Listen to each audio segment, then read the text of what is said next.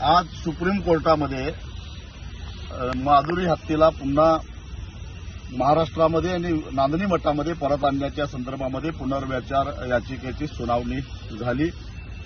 राज्य सरकार, वणतारा आणि नांदणी मठाने संयुक्तपणानं भूमिका मांडली की नांदणी मठानं 7-8 एकर जमीन वणताराच्या देखरेखीखाली माधुरी हत्या आणि इतर हत्यांच्यावर सुद्धा चांगल्या पद्धतीने उपचार करण्यासाठी जागा उपलब्ध करायला तयार आहे। महाराष्ट्र सरकार त्याच्यावर लक्ष ठेवून असेल तेव्हा सुप्रीम कोर्टानं माधुरी हत्येला वणतारामध्ये पाठवण्याचा जो निर्णय दिलेला होता तो बदलून हाय पॉवर कमिटीकडे जाण्याची परवानगी द्यावी आणि हाय पॉवर कमिटीच्या आदेशानुसार माधुरीला पुन्हा नांदणीमध्ये आणण्यासाठी प्रयत्न करावेत, यासाठी ही याचिका दाखल झाली होती। आज सुनावणी झाली आणि सुप्रीम कोर्टानं हाय पॉवर कमिटीनं सगळ्या वस्तुस्थिती समजावून घ्यावी आणि माधुरी हत्येच्या आरोग्याची काळजी करून योग्य तो निर्णय घ्यावा, असा